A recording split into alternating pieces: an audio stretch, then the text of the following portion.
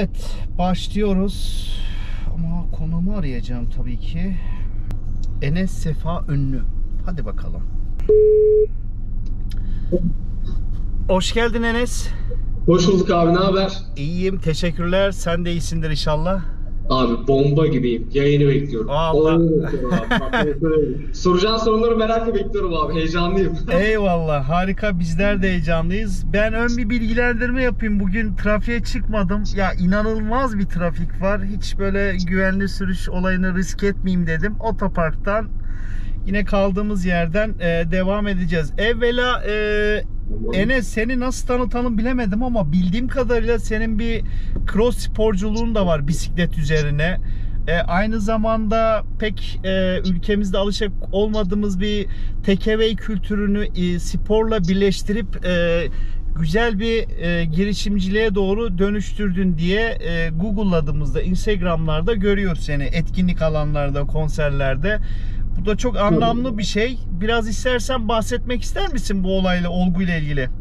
Tamam, bahsedelim abi. Yayında mı bahsedelim bundan? Şu an bahsedeyim. Şu an yayındayız.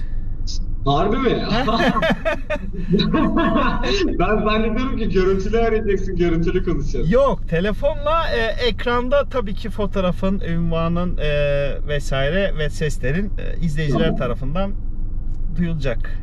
Tamam, tamamdır abi, okey. O zaman şimdi nereden başlayayım abi? Hangi soruyu cevaplamamı istersin? TKV kültüründen mi, bisiklet kültüründen mi? Hangisinden başlayayım? Valla iki tane abiyana tabirle şapkam var. Hem sporcusun hem bir Evet. girişimde bulundum bu sporla ve kahve kültürünü sevmenle birlikte birleştirip bir şeyler yaptın. Festival alanlarında görüyoruz. İstersen ikisini de ayrı ayrı nasıl anlatmak istersen diyelim. Tamam, tamamdır abi. O zaman şöyle başlayacağım. Hikayemin en başından alıyorum. Uygun mudur? Tabii tabii. Abi şimdi şöyle bir olay var. Ben tur bisikletçisiyim. Şehirler arası bisiklet kullanıyorum. Bisiklete bayılıyorum. Yani bisikletin beni bir yerden alıp bir yere götürmesini de çok seviyorum. Yani Harika. yoldaki tanık olduğum hikayeleri çok seviyorum. Ondan sonra tanıştığım insanları, gittiğim yerleri görmeyi, yeni yerler keşfetmeyi çok seviyorum. 2020 yılında Covid hastalığından sonra ben gezmeye çok karar verdim. Yani şöyle söyleyeyim, gezmeyi seven bir insanım ama tabii beraberinde bir özgürlük kısıtlanması. Hepimiz belki de Covid atlatmışızdır. Hepimiz bir karantina süreci geçirmişizdir. Ben de bu karantina sürecinden şöyle bir kararla çıktım. Dedim ki bu süreç bitiminde kendimi gezmeye atacağım. Yeni yerler görmeye atacağım. Daha fazla yer görüp daha fazla insan keşfedeceğim diye bir motto ile çıktım bu süreçten. Daha sonra dedim ki ben bunu bisikletle yapmak istiyorum. Yürümeyi seven bir insanım. Hani yeni yerler hani gezmeyi seven bir insanım ama bu yürümeyi de daha çok seviyorum. Yürümeye bir felsefe bindiriyorum açıkçası. Hani Süper. yürürken düşünmeyi, yürürken müzik dinlemeyi, yürürken yemeği, kahve içmeyi çok seviyorum. Dedim ki ben bunu neden bisiklete çevirmeyeyim? Daha hızlı kat etmeyeyim çevirdim. Wow. Daha sonra bisiklete bindim abi ben. Hı hı. Başladım sürmeye. 1 kilometre, 2 kilometre, 3 kilometre, 5 kilometre derken bu 100-150 kilometreleri vardı. Ben şehirler arası gezmeye başladım. Daha sonra bir arkadaşım bana Vietnam'dan bir görüntü attı. Adamın biri bisikletin arkasına güzel bir kahve tezgahı yerleştirmiş. Böyle V60'da, Aeropress'te, hani bizim 3. nesil diye adlandıracağımız demleme türüyle kahve demliyor. Ben de dedim ki tamam, ben bunu Türkiye'de yaparım. Yapmalıyım. Yani zaten baristalık bir geçmişim var. Baristalıkla kahve ile ilgili bir ilgilendiğim bir nokta var. Neden bunu bisikletle birleştirmeyeyim dedim. Benim hikayem de böyle başladı. Bisikletli kahve böyle oluştu diyebilirim. Yani bir arkadaşımın şeyiyle, teşvikiyle başladı diyebilirim. Anladım, harika. Ben merakımı maruz gör. Bu üçüncü nesil kahve demleme ne demek oluyor? Abi 3. nesil için biz kahveyi nesil demleme türlerine göre nesillere böldük. Benim anladığım kadarıyla Hı hı. hani bazı kitle bunu farklı bir şekilde yorumlayabiliyor ama ben şimdi 1. nesil kahve, 1. furya kahve, böyle granül kahvelerle kahve bizim hayatımıza giriyor. Hazır instant kahvelerle hızlı bir şekilde tüketiyoruz. Suya karıştır tüket, suya karıştır tüket. Daha sonra 2. nesil kahve Starbucks çıkıyor. Takeaway kültürü. Al götür kahve kültürü çıkıyor. Daha sonrasında ise diyorlar ki biz bunu daha da nitelikli, daha bilgili, daha kültürlü, daha lezzetli. Yani lezzet tartışılır şimdi. Lezzetli demeyeyim, hani belki de sevmeyen de çıkar ama hani 3. nesil dalga şöyle çıkıyor. Diyorlar ki biz bunu çok farklı bir şekilde farklı kahveleri, farklı demleme yöntemleriyle demleyeceğiz diyorlar ve ortaya şey çıkıyor. 3. nesil çıkıyor. Yani alıyorlar Kolombiya kahvesini. Hatta şu aralar bayağı popüler olan bir muhabbet var. Yıkanmış Kolombiya, natural terazi kahvesi falan böyle hani geyiği dönüyor internette. Denk geldim mi abi? İşte olay da bundan ibaret. Yani biz çekirdek kahveyi nitelikli olarak alıyoruz. Nerede yetişmiş, nasıl yetişmiş, nasıl işlenmiş, bunu nitelikli bir şekilde doğru demleme yöntemiyle demliyoruz. İşte doğru öğütme falan. Üçüncü nesilde bu. İşte Aeropress demlemesi var, V60 demlemesi var. Farklı damak türlerine hitap edecek şekilde demliyoruz. Üçüncü nesilde bu oluyor. Yani ben kahveyi alıyorum. Hafif mi, yumuşak mı, V60'la mı, Aeropress'le mi, Moka Pot'la mı gibi demleme yöntemleriyle demlemelerini yapıyorum. Ve bunu bisiklette yapıyorum. Anladım. Vallahi harika bir açıklama oldu. Aydınlandık diyelim. Şimdi her konukta olduğu gibi aslında konuma şunu hayal ettirmeye çalışıyorum. Yani format aslında bir tanım. Aslında bu tanım bir metafor. Bu metafor da yani tanımımız da aslında bir ev. Ev deyince akla ilk gelen yaşadığımız ev. Yani metropollerde de, Anadolu'nun ücra köşelerinde de metrekareleri farklı da olsa, dış şekli de farklı olsa, içindeki mobilyalar da farklı olsa aslında içindeki yaşam alanlarının gereksinimi insan ihtiyacıyla doğru orantılan mekanlarımız. Aynen öyle. Evin bölümlerine baktığımızda bir tane girişimiz var. Başka bir yerden giremiyoruz eğer bahçeli evimizdeyse. Onda bahçeden giriyoruz. Yani keşke bahçeli olsa evim. Ben apartmanda oturuyorum. Ha, eyvallah. Hepimiz istiyoruz o doğayı. Evet, evet. Ya da ne bileyim damdan giremiyoruz. Bir aynı zamanda diğer alanlara da yönlendiren bir ana giriş. Yani kilit bir yer. Hatta işte misafirimizi orada karşılıyoruz ya da orada uğurluyoruz gibi bir alan. Genelde Türk tipi konutlarda giriş yani antreden sonra bizi mutfak karşılıyor. Mutfakta yemek yiyoruz, yemek pişiriyoruz ya da o yiyeceklerimizi stok ettiğimiz bir alan aslında. Veya işte bize özgü de yani ben çocukluğumdan beri bilirim, hatırlarım daha doğrusu. Bir Türk kahvesi falan yapılır. Bir dedikodu, gıybet, hani sohbet, sosyalleşme alanı gibi bir yer. Biraz salonda rolünü.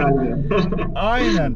Salonda biraz o anlamda rolünü almış gibi diyebilirim. Sonra salona geçiyoruz. Salon yani genelde günü bitirmeden işte pijamamızı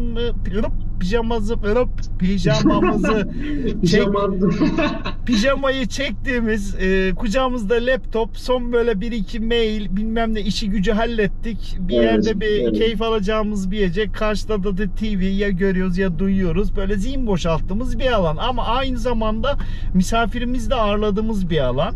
Tabii. Kahvesiyle ağırladığımız bir alan. Aynen öyle. Onun dışında artı odalarımız var. Artı odalar yani atıyorum 2+1 ya da 3+1 veya 5+2 neyse. Bu da kullanım yani evin içindeki sosyal statümüzle doğru orantılı kullanım şekilleri çıkıyor. Yani nedir? İşte evliysek ve çocuğumuz varsa genelde bu yetişkin ya da çocuğun odası oluyor. Bunlar yoksa eğer ne bileyim biz salona sığamıyorsak orayı biz sinema odası yapıyoruz. Konforun dibi oluyor sonuçta. Ya da üreten bir insansak işte fotoğraf sanatı veya resim sanatı orayı bir atölyeye çeviriyoruz. Veya çalışıyorsak çalışma odamız olabiliyor gibi farklı kullanımlarda kullanmaya yönelik değişiyor. Bunun dışında yatak odamız var. Mahrem alanlarımızdan biri. Yani biz kendimizle baş başa kaldığımız alanlardan biri. Hatta her bölümde diyorum ama bir gün linçleneceğim. Çocuğun tasarımının evliysek ilk tohumları orada atılıyor. Fantazi yoksa. Ama tabii ki bu metafor. Yani buradaki kastettiğim benim aslında arzuladığımız şeyler diyeyim. İşte ama genelde abiyana tabirle gün sonu böyle şarteli atarız ya, uyumaya gideriz, öyle bir alanımız. Aynen öyle. Ben gidiyorum, hayırlı akşamlar falan gibi. Aynen. Aynen öyle. Bir de bunun dışında banyomuz var. Yani hijyen ihtiyacımızı giderdiğimiz alan, genelde büyük şehirlerde de alanımız yetmiyorsa çamaşır makinesi ve kurutma makinesi, eğer alanımız genişse banyoda oraya konuşlandırıyoruz. Çok şanslılar. Gibi, evet.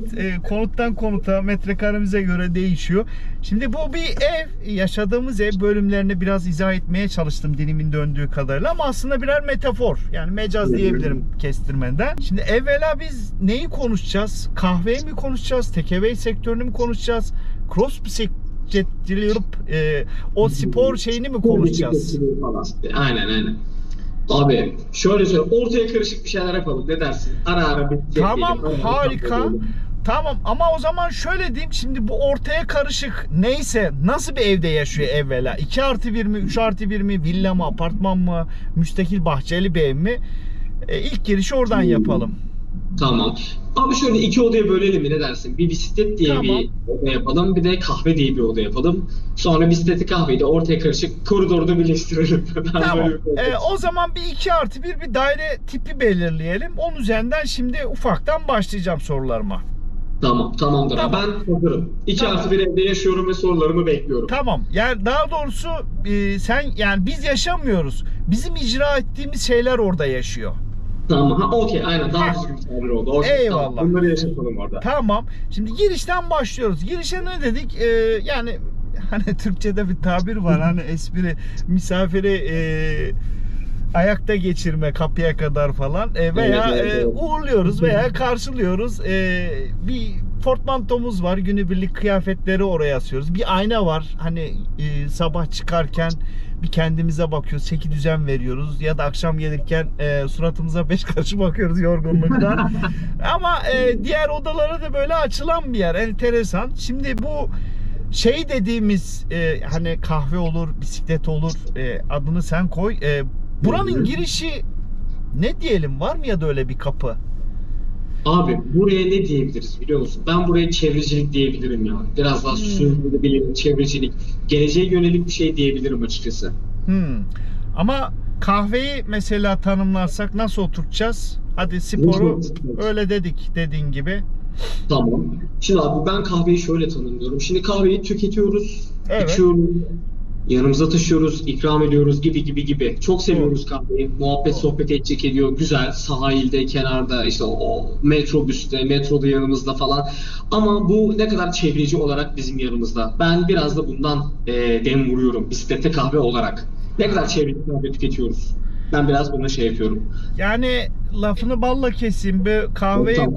koyduğumuz kabın geri dönüşüm olmaması, onun yerine böyle metal mataralar mı tercih etmek mi? Kesinlikle öyle abi. Ben evin girişine metal mataralarla dolduruyorum abi. Tamam. Termoslarla dolduruyorum. Diyorum ki karton bardak, plastik bardak olmasın. Biraz daha böyle bardağımız olsun, havalı olsun, termosumuz olsun. Ondan sonra böyle kağıt filtre kullanmak yerine metal ya da böyle organik kumaş filtreler kullanalım olsun istiyorum. Girişi böyle yapardım bence. Tamam. Yani her ikisinde de çevrecilik ve sürdürülebilirlik, Tabii. karbon ayak izi diyelim. Yani girişimize bu bir kavramı koyduk aslında. Duyarlılık diyelim. Aynen. Tabii aynen. Kamu spotuyla başlayalım ben şimdi. Eyvallah. Bunlara önem verelim, güllerine başlamış olalım. Tamam, harika. Şimdi buradan mutfağa geçiyorum direkt. Klasik, Tamam. yani klişe böyle işin mutfağında ne oluyor demeyeyim ama yani çünkü şimdi kahvenin demlenişini anlatacaksın bize. Aslında tam o değil sormak istedim. Şimdi evet, mutfakta yemek yiyoruz. Yemek pişiriyoruz. Bir de yiyeceklerimizi depoladığımız bir alan var. Tabii yemek pişirmeyi cihazlar yöntemiyle yapıyoruz ama bunun da bir süreci var. Yani yemek yapmak böyle 2 dakikada yapıyoruz veya 10 dakikada, yarım saatte, ama o uzmanlık böyle hemen cırt diye 10 dakikada olan bir şey değil. Hani bir know-how'ımız oluyor. Onunla bir artı 10 dakika oluyor. Yani biraz da böyle farklı bir açıdan yaklaşabilir miyiz? Hem bu bisiklet ve hem kahve olayına, işin mutfağında ne dönüyor desem. Güzel bir soru sordun abi. Şimdi ben mutfağa giriyorum. Kollarımı sıvıyorum. Tamam. Şimdi bu mutfakta ne pişiyor dersem abi, ben bu mutfakta biraz yol felsefesinden bahsetmek istiyorum. Tabii ki. Yani her şeyin temelinde bir felsefe olduğuna, bir inanış olduğuna, bir neden, motivasyon olduğuna inanıyorum. Bisiklette, kahvede, işin mutfağında aslında bir yol gitme felsefesi, yolda olma, yolu keyiflendirme, yoldan haz alma felsefesi aslında. Hani yolcu olmak, yolun keyfine varmak gibi bir felsefe var. Ben bisikleti seviyorum, yolda olmayı seviyorum. İnsanlara kahve ikram etmeyi seviyorum. İnsanların o kahveyle mutlu olduğunu görmek beni mutlu ediyor. Yani biraz da aslında hani olay şeyden ibaret. Hani mutlu olmak, insanlara bir şey vermek, bir haz yaşatmakla alakalı bir durum. Yani bu mutfakta ne pişiyor desem bence biraz felsefi bir şey, felsefe kokusu var bu mutfakta. Biraz böyle hani adını sen söyle. Yol felsefesi pişiyor yani mutfakta, öyle söyleyeyim. Anladım. Yani o anki çıkan ürün değil de sürecin kendisi daha çok. Yoldan kastettiğimiz bu sanırım, yanlış anlamadıysam. Mantıklı da yani, eyvallah. Peki o zaman hızlı gidiyoruz ama güzel gidiyoruz bence. Ufak ufak da şekilleniyor evimiz. Tamamdır. Abi çok pardon, bir şey diyeceğim. Kapı çalıyor da kapıya bakma müsaaden var mıdır? Tabii tabii. Bizde sıkıntı Tamam. yok. Tamam. Hemen geliyorum, bir saniye. Bekliyoruz. Evet, böyle de candan bir program. Konuğumuzun kapısı çaldı, misafiri geldi ya da arkadaşı. Standby'dayız. Abi geldi. Süper. Ben çok özür diliyorum. Yok estağfurullah, tekrar hoş geldin. No sıkıntı.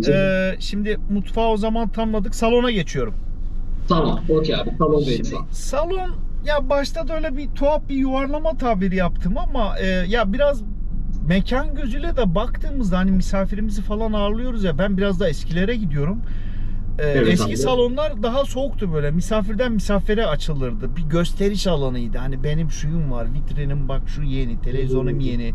Oradaki eşyalar veya eşyaların üzerindeki danteller 2 günde bir yıkanırdı falan. Ama hiç kullanılmazdı, ayrı konu. Ama tabii teknolojinin gelişmesi, iletişim alışkanlıklarımızın değişmesiyle birlikte ana amacını yine karşılıyor. Bir galeri gibi mekan. Misafirimizi hani yatak odası ya da diğer odada ağırlayamıyoruz. Yine salonumuzda ağırlıyoruz. Ama sosyalleşme alanı gibi bir yer. Ben biraz da o kafadan baktım ama tabii sen nasıl bakacaksın? Önemli olan o. Salonumuza. Salonum abi. Hı. Abi salonumuza nasıl bakıyorum? Şimdi burada kahve bisiklet kültüründen biraz bahsetmek, kahveyi ve bisikleti biraz açmak istiyorum açıkçası. Tabii ki, buyur. Hangisinden başlayayım? Kahve mi bisiklet mi? Fark etmez. Bisiklet diyelim. Fark Bisiklet etmez mi dedim diyelim? ama Tamam. yönlendirdim. Eyvallah. Eyvallah abi. Şimdi abi bisikletten bahsetmeye bayılıyorum. Bisiklet olayı şöyle bir olay.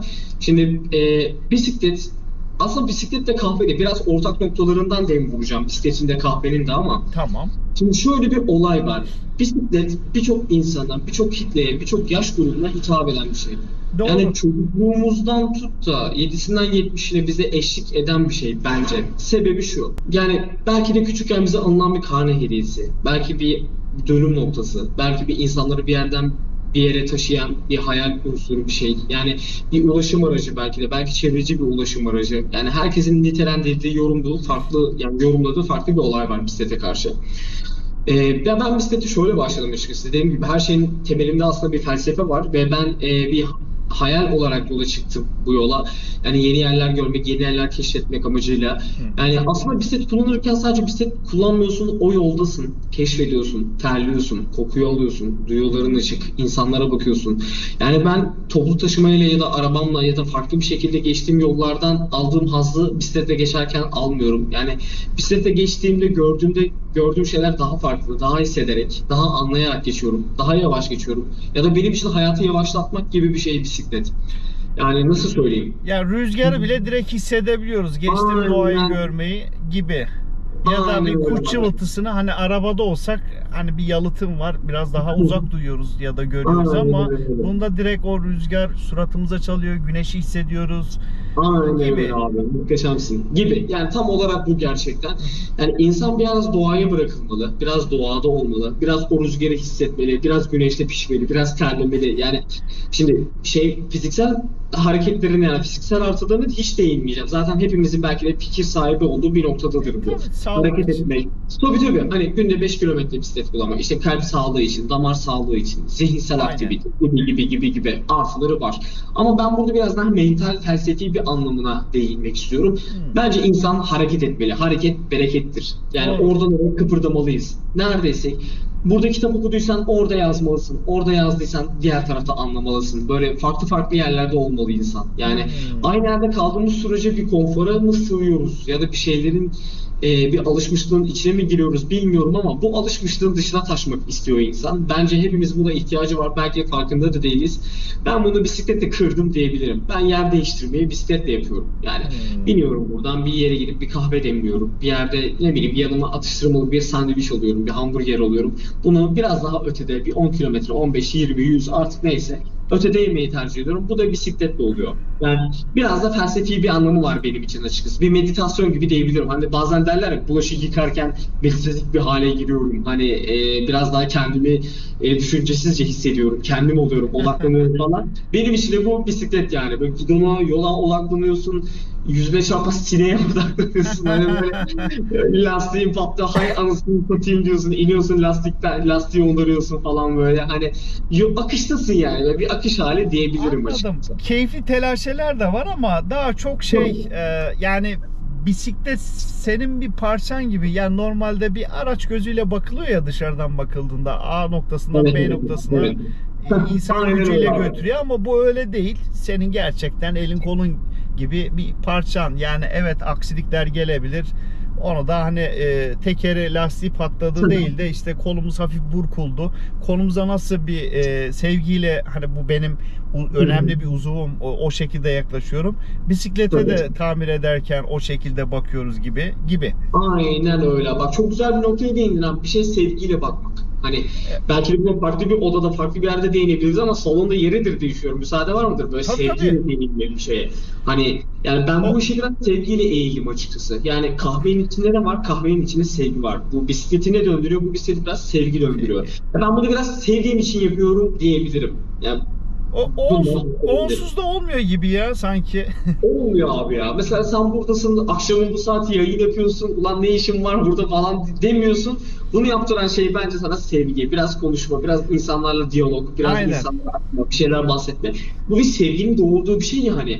Bunu da eminim çok dinleyenler bunu çok iyi anlayacaktır. Sevginin doğmuş olduğu bir şeyi anlamak, bunu devam ettirmek çok kadim bir şey, önemli bir şey insan hayatında. Yani benim için de bir amaç oldu diyebilirim. Bu bisikletin tekerinin dönmesi bir amaç haline geldi. Sevgiyle dönmesi gibi. Eyvallah, harika oldu. Kahveye değinecek miyiz yoksa? Şimdi sıra ona geldi abi, kahve. Tamam. Şimdi ben 2020 senesinde abi işi bırakıyorum havacılık sektörünü. Ben uçak bakım teknisyeniyim. Diyorum ki abi 2015'ten 2020'ye kadar uçak bakım teknisyenliği yapıyorum. Çok da seviyorum mesleğimi. Teknisyenlik güzel bir şey. Sosyal artıları, maddi kazancı muhteşem. Ve Çok pardon, ben de oraya değineceğim. Yani dostlar hani bir bakın Google'layın, ciddi hava yolları ciddi maaş veriyor. Yani iyi bir temaya değindi yani kazanç evet abi, noktasında. çok pişmanım. Veriyor. Gerçekten veriyorlar abi. Özellikle Avrupa. Hani Avrupa'yı hava yolları mı desem, Avrupa'ya bağlı hava yolları mı desem. Hani güzel paralar veriyorlar yani. Öneriyorum abi havacı olun. Teknisyen olun, hostes olun, pilot olun, ne olursanız ama havacı olabilirsiniz. Vallahi öyle. Öyle. Şimdi abi ben diyorum ki ben ya teknisyenim, para kazanıyorum, seviyorum, eyvallah. Beni bir şeyler dürtüyor. Ben diyorum ki ya ben bir şeyler yapmalıyım ya. Ben bir şey üretmeliyim. Yani eyvallah burada teknisyenim, mesai harcıyorum, uçak tamir ediyorum, bakım yapıyorum, bir şeyler ortaya koyuyorum. Bir sistemin parçasıyım, bir halkının döngüsüyüm. Çok güzel. Ama ben diyorum ki ben bir şey üretmeliyim. Ben insanlara bir şey sunmalıyım. Hani bir sanat sunmalıyım. Yani sanatın bir türlü parçasından birine dahil olmalıyım diyorum. Yani bir şeylere katkı sağlamalıyım diyorum. Ama bu tahtadan ahşap olur, ama bu bitki yetiştiriciliği olur, ama dikiş olur, ama yazı yazmak, ama kitap, şiir bir şeyler olur, ama boyamak olur, ama kahve yapmak olur. Ben bir şey yapmak istiyorum. Tabii kahve de o zamanlar aklımda yok. Kahveyi sadece seviyorum. Ama oldum olası baristalara hayranım. Yani bu adamlar ne yapıyorlar? Bu adamlar kahveyi nasıl hale getiriyorlar? Nasıl bu kadar bin bir hale getirebiliyor? Ya kahve ne? Nasıl bunu yapıyorlar? Kahve nereden geliyor? Bu ülkede yetişmiyor. Nasıl burada yapıyorlar bunu? Çok meraklıyım. Çok küçüklüğümden beri. Ve sonra diyorum ki 2020'de sektörü sonlandırıyorum. Yani kazandığım para belli, yaptığım iş belli. Eyvallah ama ben yani bir şeyler yapacağım ya. Kadıköy'deyim o zamanlar. İstanbul'da yaşıyorum. Üsküdar'da yaşıyorum. Kadıköy'de takılıyorum. Diyorum ki Kadıköy'de tanıdığım, bildiğim bir yer var. Ben burada işe gireceğim. Böyle bir çılgınlık yapıp dalıyorum oraya. Moda'da bir kafe. Giriyorum orada kahve yapmaya başlıyorum. Diyorum ki ben bu kahveyi çok sevdim, bunu ilerleteceğim. Farklı yerlere taşıyacağım, farklı şeyler yapacağım. Hani kahvenin farklı bir alanı, kimsenin görmediği bir alandan kahveyi yakalayacağım diyorum ve sürdürülebilir, böyle sürdürülebilirlik. Hani şimdi herkes kahveyi çok güzel yapıyor. Alkollü kahve, alkolsüz, sütlü, sütsüz, işte soya sütlü, laktozsuz, artıyla, artısıyla, tatlısıyla, tuzlusuyla falan böyle. Hani çok güzel şeyler yapıyorlar. Ben ne yapayım? Farklı bir şey yapacağım. Ben sürdürülebilir bir kahve yapacağım. Ne bileyim, böyle ormanlara zarar vermeyen, işte çevreye zarar vermeyen, sıfır atıklı kahve üretimine destek sağlamak istiyorum. Kahvenin üretimini, yani bunu ve sunma ile ilgili bir hizmet sağlamak istiyorum. Bu da bisiklette kahvede doğuran bir şey oldu diyebilirim. Yani böyle bir baristalık başlangıcım oldu. Daha sonra kahveyi böyle bir çektim abi. Ben dedim ki mesela gölgede yetişen kahve var. Bilmiyorum, daha önce hiç duyduk mu Yok, mesela? enteresan. Yani özelliği mi gölgede yetişmesi? Evet. Özelliği bir ağacın gölgesinde yetişiyor. Yani dikkat ettiysen abi, ağacı kesmiyorlar. Şimdi yoğun kahve tüketimi beraberinde ağacın kesilmesini gerektiriyor. Diyor ki ben bu ağacı kesersem buraya daha fazla bitki, daha fazla kahve bitkisi dikerim, daha fazla para kazanırım diyor insanlar. Ama bazı insanlar da diyor ki hayır abi, ben doğaya zarar vermeyeceğim. Ben bu kahveyi bitkide, gölgede biraz daha geç olacak. Belki yılda 4 hasat değil, 3 hasat alacağım ama ben bu ağacı kesmeyeceğim. Çevre dostu bir kahve üreteceğim diyor. Ve böyle bir Shadow Grown diye bir kahve kültürü ortaya çıkıyor. Kuş dostu kahve aynı zamanda. Hani ağacı kesmiyorsun, kuşlar orayı terk etmiyor. Hem kuşlar o kahveden yiyor, kahvenin meyvesinden yararlanıyor. Hem sen de o kahveyi topluyorsun. İçen insanlara kuş dostu kahve, doğa dostu kahve, sürdürülebilir kahveyi sunmuş oluyorsun. Wow. Ve ben bu niteliği, bu kültürü Türkiye'ye getirmeyi amaçlıyorum kısmetse. Harika, valla harika olur. Başarılar şimdiden. Eyvallah. Bunu düşünüyor olmam bile büyük bir şey, kıymetli bir şey ya, öyle söyleyeyim gerçekten. Tabii, aynen öyle abi. Gerçi her şey bir düşünceyle başlar ya, hani biraz böyle düşünerek başlarsa hani düşünceler eyleme dönüşür. Eylemler artık bir şeylerin zaferlere dönüşür. Hani biz de bu düşünce aşamasındayız. Yavaş yavaş böyle eyleme geçirme aşamasındayız. İnşallah daim olur. İnşallah desteklenir. İnşallah sana da kahvemizden sunarız. Şöyle İnşallah yani. yani heyecanla beklerim o zamana. Şimdi artı odaya mı geçelim, yatak odasına mı geçelim? Ay, şimdi güzel bir soru sordun. Şöyle yatak odasını sana saklamak istiyorum. Her şeyi bahsedip Ondan en sonra. son uyumaya geçmek istiyorum. Olur, harika. Artı odaya geçelim o zaman. Artı oda, yani 2 artı 1 dediğimize göre bir tane artı 1 odamız var. Ya başta da izah ettim aslında. Sosyal statümüze göre ihtiyaç hasıl olan bir artı bir oda var. Yani işte evliysek, Tamam. çocuğumuz varsa çocuğun odası ya da gencin, yetişkin çocuk odası oluyor. Yoksa sinema odası, prova odası, çalışma odası, o kendi biraz da o konfor alanımız ya da ihtiyaç olan ekstra bir oda gibi bir yer. Hı. Çok güzel abi. Bu nasıl, ya daha doğrusu böyle bir odaya ihtiyacımız var mı diyerekten bir giriş yapayım. Varsa da ne? Belki olmayabilir, bilmiyorum. Yani varsa da ne? Ben bu aşamadan biraz felsefeye değinmek istiyorum. Tabii ki. Yani şu felsefe abi, biraz insan olarak, yani şimdi bu artı odaya ne katabilirim? Şimdi bir girişimci olarak, aslında ben bir girişimciyim, sosyal bir girişimciyim. Ve bu ülkede bir yeşil bir hareket başlatmak istiyorum. Ve belki de benim gibi bir cesaret arayan, bir yol arayan, bir ışık arayan, tünelin ucundaki ışığı arayan bir insanlar vardır. Belki de onlara dokunurum, onlara değinirim. Bir oda açmak istiyorum. Abi şimdi şöyle, hani bilirsin ki aslında hepimiz, sen de buna çok muktedir olmuşsundur, dahil olmuşsundur. Hani bir şey yapıyorsun. Şimdi bu ülkeyi yormak istemiyorum. Hani kötü, o yani depresif bir konuşmaya girmek istemiyorum hani böyle. Bu ülke çok kötü, enflasyon, gençler yıkılıyor, intihar ediyoruz, kötüyüz, trafik var, hava çok sıcak. Ama yaşıyoruz günün sonunda. Aynen, yaşıyoruz abi, yaşıyoruz. Yaşamalıyız yani, anlıyor musun? Güç bela hepimiz bir kahve içiyoruz. Arkadaşlarımızla, dostumuzla. Hani bir şekilde, mesela ben bu yayına katıldım. Ben saat şu an 8.30, ben ölüydüm. Şu an bu yayın beni canlandırdı. Yani Eyvallah. hepimiz aslında bir şeye tutunuyoruz. Bir şey için var oluyoruz. Günün sonunda yatak odasına geçmeden önce bir varoluşlukla, bir şeyler kazanmış olarak dönmek istiyoruz bir yerlere. Şimdi ben bir girişimci olarak hepimiz aslında bir girişimci adayıyız bence. Ben buna yürüyorum. Doğru. Yani sadece ben şunu öneriyorum. Yani biraz daha böyle yaptığımızı yapmayla ilgili, bu arayışla ilgili bir şeylerden bahsetmek istiyorum. Yani insanız, bu hayata geldik. Memur olabiliriz, itfaiyeci olabiliriz, kahveci olabiliriz. sunucu, yayıncı, grafik tasarımcı olabiliriz, gazeteci olabiliriz, olabiliriz de olabiliriz. Yani bin bir türlü meslek var. Hangi birine vakıf olduğumuz hiçbir önemi yok. Hani hep derler ya, ne yaptığın değil nasıl yaptığın önemlidir. Ben burada şimdi şeyleri nasıl yaptığınla alakalı bir noktaya değinmek istiyorum. Yani mesela bisiklette kahveyle ilgili hep şöyle bir soru geliyor genellikle. Ya abi sen bu işi yapıyorsun işte dostum, moruk, hani bro, hani bu işi yapıyorsun ama getirisi var mı? Şimdi abi şöyle söyleyeyim. Yani hangi işin hemen yaptığın gibi bir getirisi var bilmiyorum. Yani öyle bir iş var mı? İlla ki vardır. Ben denk gelmemiş de olabilirim. Ama hani şimdi ben şundan bahsetmek istiyorum. Bisiklette kahve aslında bir hayal unsuru. Bu bisiklette kahve benim hayata tutunuş şeklimle alakalı bir durum. Benim bir bakış açım var hayata karşı. Yaşama amacım var. Bir şeyleri tutunma amacım var. Bir şeyleri yaşamak, bir şeyleri deneyimlemek istiyorum. Yani yapılan bir iş para getirmiyorsa bile çok güzel bir sosyal refah getirebiliyor. Sosyal bakış açısı getirebiliyor. Zorluklarla mücadele etme şekli getirebiliyor. Yani bazen şunu diyorum.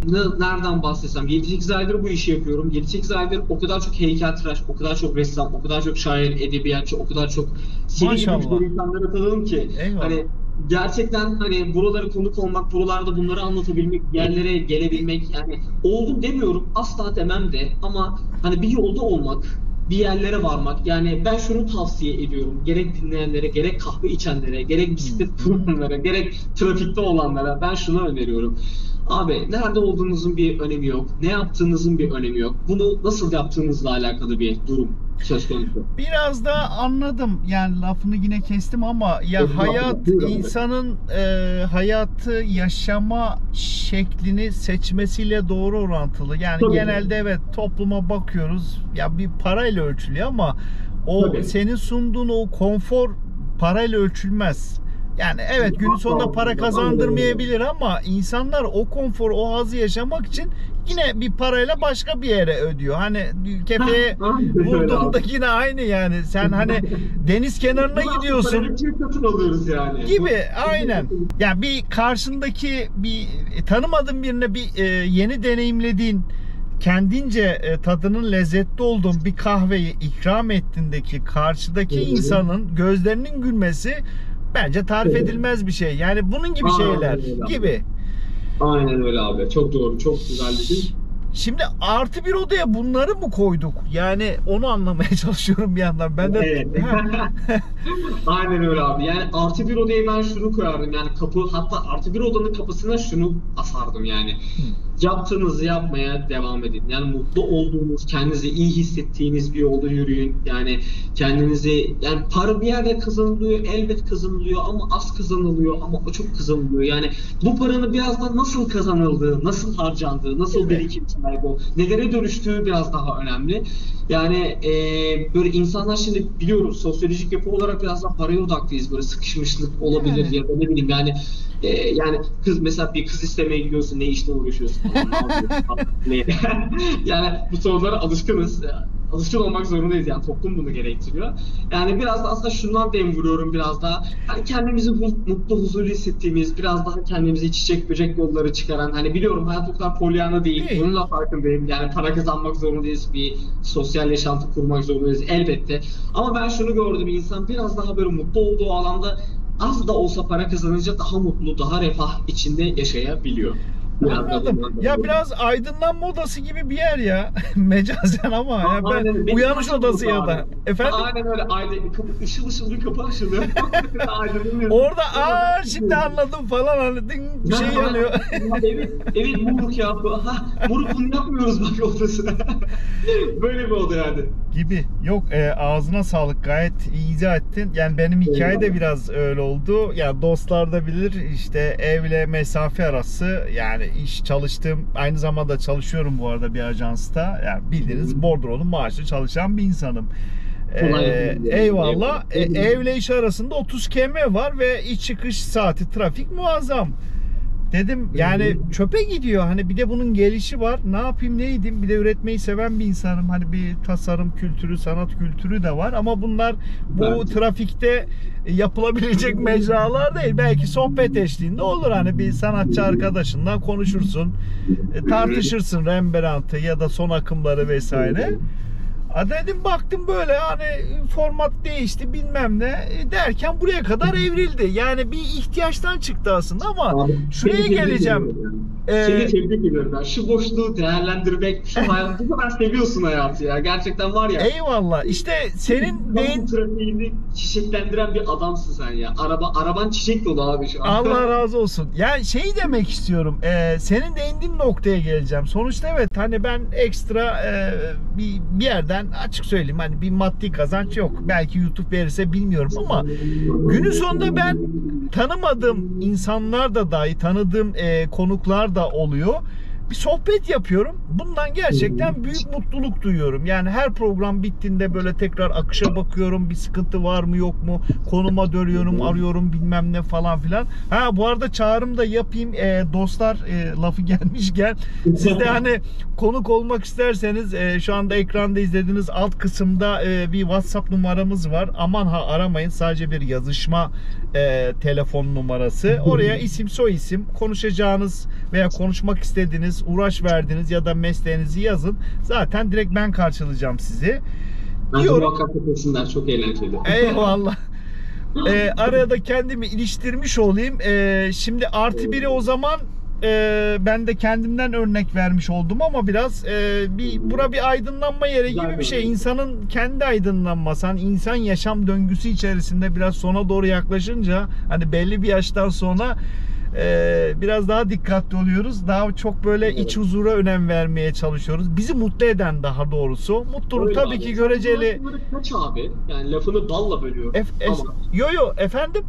yani sence bu yaş sınırı kaç abi? Yani biraz da böyle şey hani kaç yaşından sonra insan acaba bunu düşünür? Ya da ne bileyim. Ya bir ölçeği yok tabii ki. Ya o tamamen yetiştirilme tarzıyla diyeyim. Yani ailenin Anladım. erken yaşta eğitmesiyle ama hani günümüz böyle toplumuna baktığında hani bir İstanbul'a baktığımızda herhalde bir 35-36'dan itibaren Hah. çünkü sistemimiz öyle hani okul erkek için mesela düşünüyorum. Okul bitti ardından askerlik yeni böyle staj bir şeye başlıyorsun derken hop 30 oluyor. Hani Evet, yapacak bir şey yok hani gibi. Ne oldu lan derken 30'la başlıyorsun yani. Hayatını 30'a Sonra bir para kazanmaya başlıyoruz yaşları 40-45 sonra derken hani daha dikkatli olmaya çalışıyoruz. Aynen yani gidiyor. Peki yatak odasını sona saklayalım dedik. O zaman banyo. Tamam. Yani Banyoya ne gibi bir şey sığdırabiliriz abi? Ben banyoya ne gibi şeyler anlatabilirim? Yani ne gibi şeylerden bahsedeyim banyo için? ya ben şöyle bir tanımla gireyim. Yani başta aslında söyledim hijyen ihtiyacımızı giderdiğimiz bir alan ama yani her programda ayrıca dile getiriyorum. Ya şöyle de yaklaşılabilir bilmiyorum. Hani sana da belki farklı bir perspektif sunmak, yardımcı olabilmek anlamında. Tabii, Ya evet duş alıyoruz. İşte pis kokmamak için dişimizi fırçalıyoruz. Ağzımızın hoş kokması için. İşte sabah böyle bazı bakımlar yapıyoruz. Kadın ya da erkek mix fark etmiyor. Ama özünde hep bunu bir sağlık için yapıyoruz. Yani bir tazelenme bir mekanı ve bu banyoda oluyor. Onun dışında bir sıkışıklığımız var, onu gideriyoruz vesaire gibi. Evet. Bir ayna var, kendimize bakıyoruz. Belki seni seviyorum diyoruz kendi içimizden aynaya bakıp falan. Doğru. Hani böyle de bakabilir miyiz bilemedim. Sen nasıl değerlendirirsin? Eyvallah. Bakabiliriz abi. Şöyle bakabiliriz. Ya ben yine biraz felsefi olaya Tabii değinmek ki. istiyorum. Şimdi ayna dedin, bir şeylerin bir temizlenmek, arınmaktan bahsettik. Eyvallah, hepimizin buna ihtiyacı var. Fiziksel olarak gerektiğinizde biraz da mental olarak ele alırsam yani bu olayı psikolojik maneviyat olarak ele alırsam çok düşünen bir insanım. Çok düşünen bir insandım daha doğrusu. Hala daha düşünüyorum. Ama bisikletle insanlara yeni bir şey sunmayla biraz daha bundan arınan bir insanım. Yani şimdi hepimizin bir şekilde bir arınmaya ihtiyacı var bence. Yani ama bunu yapışımız biraz farklı olabiliyor insanlarca. Yani kimimiz yazarak, kimimiz okuyarak, kimimiz gezerek, kimimiz bakarak, çocuk yetiştirerek, kimimiz bir işe adayarak kendimizi, kimimiz bir sanat eserine, kimimiz yolculuğa adayarak biraz bundan arınıyoruz gibi sanki. Kötü düşüncelerimizden, kötü fikirlerimizden ya da fazla fikirlerimizden, kirlilerimizden arınıyoruz bence. Yani burada biraz daha böyle kirlilere yönelik bir arınmaya yönelik bir yorum yapabilirim bence. Anladım. Bence de isabetli. Yani dediğin gibi işte ben hani yuvarlıyorum. arınmak Hmm. demeyeyim de stres atmak. Hani Gibi. o da bir yük aslında bizde. Tabii. Toksit bir şeylerden kurtulmak. Abi Hani aynen gibi. öyle. Aynen öyle. Hepimiz yük değil miyiz ya? Toksik yüklüyüz, böyle sinirleniyoruz, şey yapıyoruz falan. Hani Aynen. belki de senin bile vardır, sallıyorum hani şey. Herkesin var. Yani Var abi, var, aynen. metropollerde Olmaz olur mu? yaşayan, yani doğada yaşayanlar, ya bilmiyorum da insan biraz kusurlu bir varlıktır diye kendimi kıvırayım şimdi yorumumu. Kusurlu Ne olduğumuz kusuruyoruz için abi? biraz deneme yanılma gidiyoruz. Yani haliyle doğruyu öğrenebilmek için bazı yanlışlar da yapıyoruz. O yanlışı da deneyimlerken illaki işte o stres dediğimiz, toksit dediğimiz şeylerle birebir maruz kalıyoruz. Ha, bak iyi kıvırdım işte bunun gibi. Abi şahanesin ya. Eyvallah. Hem araba kullanıyorsun hem bunu kıvırıyorsun abi. Nasıl yapıyorsun bunu abi? Yok şu an kullanmıyorum. Otoparktayım da. Başta da girizgah yapmıştım ama normalde rutta şey yapıyorum. Peki geldik. Tabii ekleyeceğimiz bir şey yoksa banyoya, yatak odası en kritik yer. En kritik yer abi. Şu banyoya şunu eklemek istiyorum. Tabii ki. Çok ufak bir nüans eklemek istiyorum. Kendi kirlilerimize bakalım. Başka kimsenin kirlisi bizi ilgilendirmez. Kendi lekemiz, kendi kusurumuz, kendi şeyimizle ilgilendiğimiz sürece bence her şey daha yolunda, daha mutlak suretle başarıya giden bir yol olacaktır. Bence biraz daha kendimiz, yüzümüzü, kendi dağınık saçımıza odaklanırsak yarın sabah daha güzel uyanabiliriz. Daha yakışıklı, daha bakımlı olabiliriz. Biraz daha bence bu odada kendimize odaklanmalıyız ki kendi yanlışlarımızı düzelterek hayata daha adapte, daha fokus bir şekilde devam edebilelim. Banyomuzdan da böyle çıkmış olalım. Eyvallah. Geldik yatak odası. Mahrem alanlarımızın en dip olduğu yer. Yani çıplaz ama zihnen. Yani bizden başkası yok. Düşünsel anlamda bakıyorum. Evet. Yani fiziken de hani yazı çok sıcak olduğunda donla yatıyoruz. Kadın erkek bir şey değişmiyor. Eşimiz varsa bir tek o mahremiyetimizi eşimizle paylaşıyoruz ya da sevgilimiz neyse. Tabii. Teksek de enteresan mekanlardan biri. Ben şartel indirme odası olarak düşünüyorum ama hep öyle söylüyorum. Nasıl yorumlayacağız bu alanı? Şimdi yatak odasını, bisiklette kahveyi yatak odasına sığdırırsak. Ben mi bisiklet? Bu arada ben bisikletimi istiyorum. yani şöyle söyleyeyim. Evimde yer olmadığı için aile evinde kalıyorum. Hani yatak odası. Başucumda da bisikletim var yani. Harbiden bisikletimi istiyorum aslında yani. Mahremimiz ikimiz biliyoruz yani mahremimizi. O neler yaşadığımı bisikletim. Bir dili olsa neler söyleyecek neler değil mi? Der abi der, konuşur yani. O yüzden çıkarmıyorum onu odada. Yani Okay. iş için gidiyoruz, geri geliyoruz. Ama bir anlamda da değerli. O kadar değer veriyorsun ki hani bir metafor, bir eş sevgili gibi. Tabii. Hani gibi hani bir salon ya da balkona atmıyorsun. Adam üşümüyor hani kışın. Atma. Uçağı pisletir. O görür, bu görür. Biz Gibi. beraberiz abi. Betül çok iyidir abi. Biz daha yediğimiz işimiz aynı gitmez yani. Süper. Kahvemizi de birlikte içeriz. Yolculuğa da birlikte çıkarız. Şimdi yani bisiklette kahvenin. Şimdi abi şöyle bir şey var.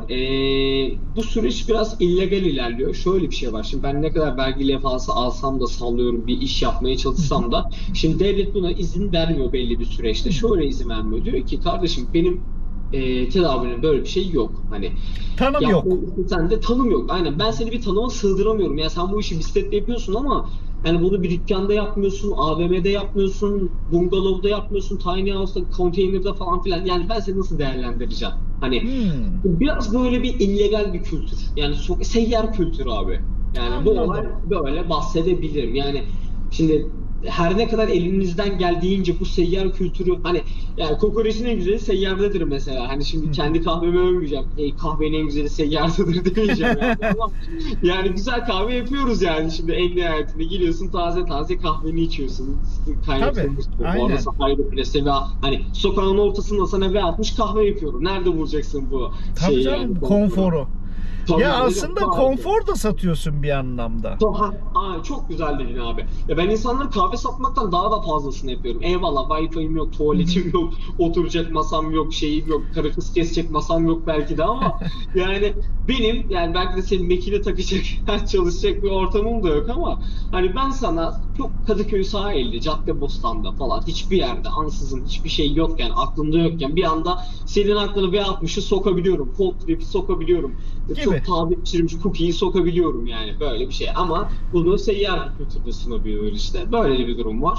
Elimizden geldiğince bunu böyle hani yaymaya, legal bir kültüre oturtmaya çalışıyoruz ama sanki illegal kültür daha çekici gibi geliyor insanlarca yani. Biraz daha böyle tutuluyor gibi, seviliyor gibi yani. Ama ya dediğin gibi bir tanımda olmayınca ya belki hani şimdi böyle de tartışma konusu yaratmak istemeyiz ama hiç böyle bir başına geldi mi bir zabıtayla karşılaşman ya da ne bileyim. Abi belediye başkanı gördü beni. Nilüfer Belediye Başkanı. Dedi ki ya şöyle bir şey oldu. Daha sonra Nilüfer Belediye Başkanı gördü. Fotoğraf çekildi falan. Hatta hatıra fotoğrafımız var. Bir festivalde. Evet. Ama festivalde şimdi. Festivalde okey. Yani. Tamam. İçeridesin. Okey. Problem yok. Dokunulmazlığın var. Akıyorsun orada ama şimdi zabıta gördü. Dedi ki dostum çok güzel bir şey yapmışsın. Ama seni biraz geri alsam olur mu? Başkan görmesin dedi. Başkan burada hani seni kaldıramam buradan. Biliyorum hani hareket etmen zor, bir şey yapman zor ama 5 dakika sonra ben seni arayacağım. Geri yerine dönersin. Tamam abi okey. 5 dakika çalıların arkasında saklandım böyle. Çalı kahve veriyor yani. Çalıdan kahve çıkıyor. Öyle bir 5 dakika benim için. Ama sonra geri yerine döndüm. Eyvallah, o da güzel bir davranış bence. Takdirlik. Öyle teşvik abi, aslında. Yani o farklı bir davranış da olabilirdi. Anladım. Yani mahremiyette de cuk yani, öyle söyleyeyim abi. Mahremiyeti de cuk oturuyor aslında. Yani ben daha böyle şey beklerdim ama hani tanım olmadığı için yapacak bir şey yok ama tabii ki festival alanlarında çok ağırlıklı bir çalışma süreçleri var sende anladığım kadarıyla. Orada zaten biraz etkinlik bazlı böyle. Orada hani racon neyse tahminimce belki festival alanında bir vergi veya tabii. bir şey hakkı varsa o neyse odur gibi. Hani sana veya diğer şeylere ayrılmış alanlar içerisinde gibi. Vallahi veriyorsun. Çok da dokunulmuyor yani ama yani abi gönül ister ki hani her yerde satıbilesin, her yerde gezebilesin. Aynen. Yani çünkü ben çok yani benim biraz da ihtiyaçtan doğdu diyebilirim ya abi. Ben mesela bir otobüs durağında sabahın köründe neden kahve içmeyeyim? Yani düşünsene, çok güzel bir şey değil mi ya? Otobüs durağı çok yoğun, Zincirlikuyu'da, Beşiktaş'ta böyle metrobüsün dibinde bir yerde sabahın köründe bir adam 50 liraya cookie kahve satıyor. Ya ben alırım yani ya, sırf o adamı dinlemek için. Oğlum sen ne yapıyorsun ya lan, bisiklete kahve satıyorsun, bunu nerede yapıyorsun, nerede kahve nerede, cookie nerede yaptın, nasıl geldin buraya, hani bunu denemek için bile 50 lira veririm. Terapi yani. 50 liraya terapi veriyorum. Ya şey vardı, sen bahsedince aklıma geldi. Yani bizde nasıl olur bilmiyorum ama seneler evvel, yani 2008, bak o kadar da yıl geçmiş. Bir kısa süreli bir New York'ta kaldım dil eğitimi ve iş güç için. Orada ya New York'ta böyle caddeleri kesen avnular var. Ya blok böyle kaybolman da imkansız. Birden 50'ye kadar cadde numarası var ve her bir caddeyi aralardan kesen avenu dediğimiz sokak. Yani neredesin diye alo, işte 43'e 5'teyim.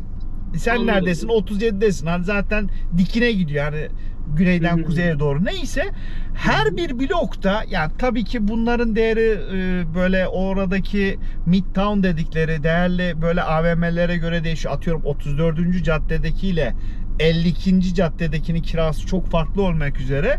Böyle bir metre yani 1 metre ya da 1,5 metrekare lik böyle bir iki tekeri üzerinde olan bir şey ve bir motosiklet ya da bir araca takılıyor. Sadece kural şu: sabah 6, yani insanların işe çıkış saati, öğlen 12. Yani öğlen 12'yi bir geçe göremiyorsun onları ve yıllık kiralanıyor ihaleyle insanlara. Sattığı şey de sadece kahve. Ben takeaway'i hani ilk aldım. İşte bir arkadaşım vardı, bilmedim. Pardon biliyorum ama yıl kaç böyle hani? 2008. 2008. Çok genç değil. Yani yeni bir tarih yani bize göre şu an eski de, ya orada hani sorduğumda 15 sene önce de varmış. Hani şekli biraz değişikmiş. Ya bu arada bir kültür olmuş yani. Aynen. Bu arada yani atıyorum işte 34. caddesinin sağ ve solunda bunlar var. Tam karşısında da dev kahve markalarının kafeleri var mesela. Yani sorduğumda şunu dedi, bu dedi takeaway, yani nasıl yani, al git falan. Evet dedi, kahveni al git. Yani kültür bu. Adam alıyor böyle, aşağı metroya iniyor, yolculuğunu yapıyor ya da alıyor dükkanını açıyor ya da yürüyerek, çok demek ki bir yürüme mesafesi var, içe gidiyor falan. Ben takeaway ile ilk orada karşılaştım mesela. Bizde nasıl olur bilmiyorum. Umarım Çok olur. ilginç abi. Yani Türkiye'de olsa fena olmaz mı abi ya? Yani biraz da aslında benim vermek istediğim mücadele bununla Hı hı. alakalı. Yani kahveyi böyle çok, yani isim vermeyeceğim. Hı Bilmiyorum hı. o vermeli miyim, vermemeliyim, vermeyeceğim. Yani Ee, vermesek daha iyi olur. Bedavaya gider tamam. çünkü. Çok kurumsal parantez içinde ben kahve içiyorum o Instagram'daki storylerde, Evet, evet. mekanlarda değil de biraz daha böyle yerel, şimdi artık kahve kültürü ülkemizde çok gelişti. Artık yerel kavurmacılar var, yerel kavuranlar, yerel Tabii. kahveciler. Yani çiğ çekirdeği getirip çok nitelikli kahveyi sana sunan insanlar var. Yani şimdi ben atıyorum X markasında hamburger yediğimde hamburger yemiş olmuyorum. Ama böyle deli dolu bir yerde butik Hı üreten, hı. eti Hı kendisi hı. işleyen, tavuğu Hı hı. kendisi üreten, hamlayan, bekleten, işte rafine eden bilmem ne, artık hani bir yerde hamburger, pizza yediğimde bir pizza yedim diyorum değil mi? Hani ben şurada Tabii. İtalya'da pizza, hani çok hamuru ayrı işlenmiş, sebzesi şuradan gelmiş falan. Şimdi kahve de artık bizim ülkemizde bu yoluna doğru gidiyor. Belki yani şu an değil, belki üçüncü nesil kahve deyince herkesin bir aklına soru işareti oluyordur. Çok normal bir durum. Hani işte insanlar şey var ya, bro ben 60'ta kahve içiyorum falan. Hı. Hani bu değil abi, hani içiyorsan içiyorsundur, lezzettir bu, hani yargılamazsın bunu, ama hani bunu gidip de mesela sallıyorum bir sokakta içtiğini, bence iyi kahve, kaliteli kahve, taze kahve herkesin hakkı. Hem benim Mutlaka. hakkım, hem ne bileyim çok asgari ücreti kazananın da, Hı hani hı. gelecekteki nesillerin de hakkı. Yani hem çevreci hem kaze, yani kaze Taze. taze bir Eyvallah. kahve, yani taze bir kahveyi herkes içebilmeli. Yani buradan Önder abiye selam olsun bu arada. Oza on the road. Hani kendisi Aynen. bunu karavanda kahve yaparak bu akımı başlatanlardan biri oldu gerçekten. Yani sokakta, caddede, etkinlikte, dağın başında, bir sahil kıyısında kahvenin hatırı vardır. Herkes içebilmeli, herkes ulaşabilmeli ve bu taze olmalı. Bence bunu yakın zaman, bugün olmasa bile yarın Türkiye'de bu yaygınlaşacak ve güzel yerlere gelecek. Biz buna inanıyoruz. Umarım taze kahve hepimiz içer, güzel sohbetler eşliğinde buna eşlik eder ve güzel anlara tanıklık ederiz. Yani bunun önünü açalım, seyyara şey verelim, fırsat verelim. Yani Tabii. bu gibi yeniliklerin önünü açılmasını diliyorum. Güzel şeyler olmasını diliyorum. Yani ve kahve keyfimizin daim olmasını diliyorum diyerek yatak odasında kapatayım. Bu şekilde Aynen. sorumluluğu olayım. Eyvallah. Valla bir çırpıda çok güzel izah ettin. Evimizi güzel şekillendirdin. Değişik bir evmiş. Ben de tanık oldum. Yani benim Eyvallah, aklımda eyvallah. ekstra ilave edeceğim bir şey yoksa merak ettiğim bir iki soru var. Sonra toparlayıp kapatalım müsaadenle. Estağfurullah abi. Müsaade ne zaman istersen senin. Ben misafirim şu an bu evde yani. Eyvallah. Mimar sensin abi, estağfurullah. Tasarım sensin. Sorularını bekliyorum. Hazırım. Terzi kendi söküğünü dikemez diyerekten ilk Doğru abi, ilk, çok doğru, evet. ilk sorumla başlayayım. Ya konuştuk ettik mutlaka yani senin deneyimin daha da fazla vardır. Ya Türk kahvesinden hiç Estağfurullah. bahsetmedik. Bize özgü, bizim kültüre özgü bir Evet, ayrı bir dövme biçimiyle oluşan bir kahvemiz. Bunun tabii. hakkında bir şeyler bahsetmek ister misin? Tabii ki de bahsetmek isterim abi. Genel olarak yapılışıyla, içilişiyle, tarihiyle alakalı böyle genel olarak bir şeyler mi harmanlayayım, ne dersin? Yani Nasıl yapayım? o kadar Mutfağa geri döndük abi. Abi Türk A- kahvesi yapayım ben a- sana. böyle kalın kitabı formatta değil de hani bahsetmek istediğin önemi, vurgusu ihmal etmeyelim. Evet, kapital bir ekonomik ekosistem Hı hı. içerisindeyiz. Farklı ülkelerin kahvelerini tadıyoruz ama işte bizim de bir kahvemiz var. Es geçmeyelim. Tabii ki es geçmiyoruz ayrı da. Tabii. Belki bilmiyorum bahsetmek istersin diye düşündüm kahveci Tabii ki olarak. abi. Aynen öyle abi. Çok güzel bir noktaya değindin.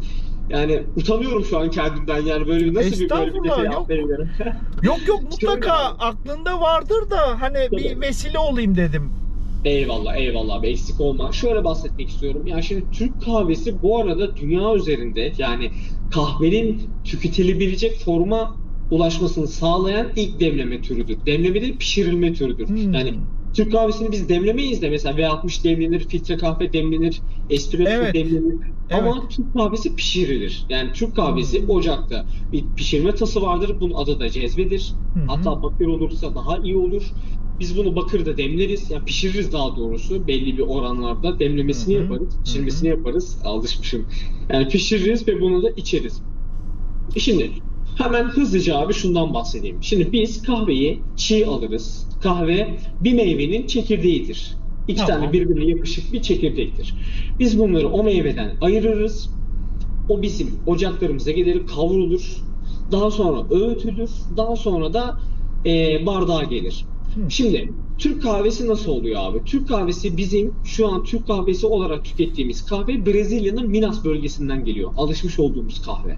Hani şimdi sallıyorum, Türk kahvesi Kolombiya'dan da yapılır, Etiyopya'dan da yapılır, Java'dan da, Sumatra'dan da yapılır. Ama bizim alışmış olduğumuz genel olarak kafelerde, evlerde, kız istemelerinde tuzlu değilse tabii hani içtiğimiz kahve bizim Brezilya'nın Minas bölgesinden gelen kahvedir.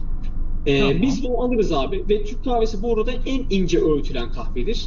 Hatta ve hatta en ince yani ince öğütülür ama bununla birlikte en soğuk suda yapılan kahvedir. Yani hatta Türk kahvesini buzda yapan vardır. Buzlu suyla hani.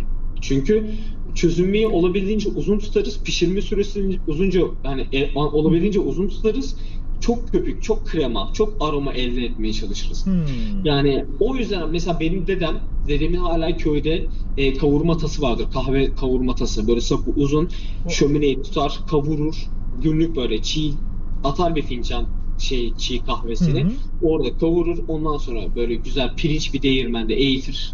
Öğütür yani böyle ince kıvama getirir. Daha sonra da onu güzel bir bakır cezvede pişirir. Öyle içer abi. Yani farklı bir kültür yani, anlıyor musun? Yani olaya çok farklı bir tat getirmek. Yani V60'ında, Aeropress'inde, Mokka bulamayacaağım bir kültür yani. Ben Türk kahvesine saygı duyuyorum ki ne kadar üçüncüsü kahveyi tüketsem de, üretsem de ben Türk kahvesini tüketen bir insanım. Yani bugün bile ekibicen Türk kahvesi içmişimdir yani, öyle söyleyeyim. Anladım. Valla güzel aydınlattın. Yani ben de itiraf edeyim. Yani bilmiyordum. Dostlar cahilime. Estağfurullah. Yani Abi. bize özgü bir çekirdeği var. Bizde yetişiyor zannediyordum. Hani dövme ya da o dediğin sistem, evet, bunlar ayrıştırıyor işte Fransız bilmem ne kahvesi bizdeki falan. Ama Brezilya'dan geldiğini bilmiyordum veya da X bir ülkeden. Evet abi. Hani şu alışımız gövde tadı var. O Türk kahvesi koyu tadı. Böyle damağımıza vursun. Böyle odunumsu bir tat versin. Onu veren Brezilya'nın o bölgesine o kahve olmuş. Şimdi ben Kenya'dan da Türk kahvesi yaparım. Sonuçta aynı çekirdek. Anladım, aynı kahve. evet. Yöntem... Ama çok ekşi olur, çok şey olur. Ya bu ne der? Bu kahve bayat mı? Halbuki çok güzel bir Kenya kahvesi. Ama gel gör ki hani alışılmış olmuşluk var ya biraz da. Hani o yüzden Brezilya'nın o kahvesini, Minas kahvesini tercih ediyoruz. Biraz da oradan gelmiş bir tat var bize. O yüzden Türk kahvemizi öyle tercih ediyoruz. Öyle tercih ediyoruz. Vallahi harika oldu. Son sorum kapatmadan evvel. Tabii ki daha beklerim. Her işin zorluğu vardır. Bu işin zorluğu var mı? Varsa nedir? Var mı ya? Bu işin zorluğu var mı? Şimdi abi herkes şey diyebilir belki, şimdi bisiklette kahve ısıtıyor, hava şartları diyebilir, kış diyebilir, rüzgar diyebilir, ısıtma problemi, nasıl ısıtıyorsun, nasıl pişiriyorsun, bunları diyebilir ama ben biraz şunu diyebilirim. Toplumumuz biraz daha yeniliğe bakış açısına sahip olmasını isterdim. Hani biraz daha yenilikçi bakan, biraz daha farklı yöntemlere, farklı yollara biraz daha fresh bakabilen bir toplum olmasını isterdim. Şu an biraz daha hani bisiklette kahve olarak ya da ne bileyim her yeni girişimci gibi, her yeni bir yola giren insan gibi biraz daha böyle toplumun yeniliğe bakış açısından kaynaklı mı diyeyim ya da ne bileyim yeniliği sevmiyor muyuz? Alışılmışa mı alışmışız biraz? Alışılmışı mı seviyoruz? Yani biraz daha böyle önyargılı davranabiliyoruz ama biraz daha böyle toplumun önyargısından yana bir problem yaşıyoruz. Biraz daha bunu yenersek toplum olarak, önyargılarımızdan arınırsak, biraz daha salt, biraz daha anlamaya yönelik bakabilirsek bu zorlukları aşabiliriz diye düşünüyorum. Ben de hani bana karşı olan bakış açısında hani seyyar bu ya da şey bu, hani biraz daha böyle bir bakış açısı var. Hani nasıl diyeyim? Hani aslında şöyle, hani sokaktayız, hep birlikteyiz. Hani bizdeniz, biziz, ben sizdenim, siz bizdensiniz. Hani biraz daha böyle halkının parçasıyız. Hani gibilerinden bir izlenim vermeye çalışıyorum ama hani insanların biraz daha böyle yeniliğe bakış açısı olursa, biraz daha anormal karşılamadan hani yeniliği kabul edebilirsek çok daha farklı bir yöne evriliriz diye düşünüyorum. Biraz daha bakış açısı zorluğu yaşıyorum diyebilirim. Yani o da programın girişinde dedim, belki öncü olduğun için daha çok yeni bir alışma süreci diyelim. Olabilir. Tabii, hani doğru çünkü evet. yani Önder'le de konuştuğumda yayın yaptık. Buradan selamlar Önder'e de. Ya onlar da bazı zorluklardan bahsetti. Yani bizde bir de yani tekeve kültürü de çok yeni. Yeni abi, evet. Yani yani yeni değil. Hani kurumsallar bir ara denedi, böyle ayrı işte Shell istasyonlarına koydu. Mesela benzin istasyonlarında var aslında. Yani sen oradaki bir kasiyere hiç muhatap olmadan kahveni alıp gidiyorsun. Ama Hı. dışarıda, yani ekstra bir alan, yani ekstra demişim, bir mekanın içinde değil de dışarıda, outdoor'da bu Hı yok. hı. Bu da haliyle biraz işte oryante olacağız. Yapacak bir şey yok. Yeni yani. Evet Bizlik bir abi. durum yok. Öyle diyelim. Alışmalıyız yani. Hani Alışı. kendimize bu konforu, bu lezzeti sunmalıyız bence. Hani ya tabii Aynen. tartışılır. Kimseyi yargılamıyorum. Hani bana böyle çok ön yargıyla yaklaşan da oluyor ama niye yargılayayım? Ya benim de ön yargılı olduğum konular var. Onlar da candan Ama diyelim ya. Yapıcı eleştiriler. Yapacak bir yani şey bu işin yok. tatlı cilvesi mi diyeyim, nazı mı diyeyim. Ama hani bir insan bir bakıyor, iki bakıyor. Ya sen ne yapıyorsun? Üç bakıyor falan. Dördüncüsü geliyor, muhabbet sohbet falan. Hadi abi gel bir kahven benden olsun, gel bir kurabiyen benden olsun. Gibi. Günün güzel geçsin, günümüz bereketli olsun diyerek başlatıyoruz ve insanları da hoşuna gidiyor. Yani Hoşuna gidiyor. aslında hepimizin bir nedeni var. Hepimiz güzel bir güne başlamak istiyoruz. Güzel bir sabaha uyanmak istiyoruz. Ben de Aynen. mesela artık sabahları kahve satmaya başladım. Yani insanların güzel bir kahveye değil de güzel bir kahveyle birlikte güzel dileklere, güzel bir umuda, güzel bir güne ihtiyacı var. Hani buna yönelik bir tutunmaya ihtiyacı var ve insanlar buna tutunduğunda güzel bir kahve bunu tutunduruyor belki de. Hani kendine bir kahve ısmarlayarak oh be bugün güzel geçecek, lezzetli, kendime önem vererek bir başladım bugüne. Hani güzel bir adımla başladım ve güzel geçecek eminim diyerek başlıyorlar ve eminim de günleri hani güzel geçiyor. Ben buna inanıyorum. Yani insanların buradan bunu sesleniyorum böyle. E, Bağırıyor, çığırımdan çıkıyorum artık. Güne güzel başlayın, kendinize bir kahve ısmarlayın falan. Kendinize özen gösterin. Yani şöyle diyorum, güzel bir kahve güzel bir gün getirir. Hepimizin günü güzel geçsin. Hepimiz günleri, yaşantısı güzel geçsin. Farkındalıkla geçsin. Yani böyle bir güne başlamayı herkes kendisine nasip görsün. Hak görsün diyorum. Aynen. Çok teşekkür ederiz Enes. Valla Abi ben teşekkür ederim. Ben dolu teşekkür ederim. Bu do- güzel muhabbete dahil olduğumuz için, sohbete dahil olduğum için ben teşekkür ediyorum. eyvallah, ne demek, yani vakit ayırdın, değerli bilgilerini paylaştın. Vallahi ne diyelim, ekleyeceğim bir şey yoksa görüşmek üzere diyelim. Abi görüşmek üzere diyorum. Kahve keyfimiz bol olsun, Bol daim olsun. olsun. Aynen. Nice 40 yıllara değilim, nice güzel yıllara değilim. Aynen. Lezzetimiz eksik olmasın inşallah. Tamam. Teşekkürler tekrar Enes. Hoşça kal. Ben teşekkür ediyorum abi. Hoşça kal, iyi akşamlar. İyi akşamlar.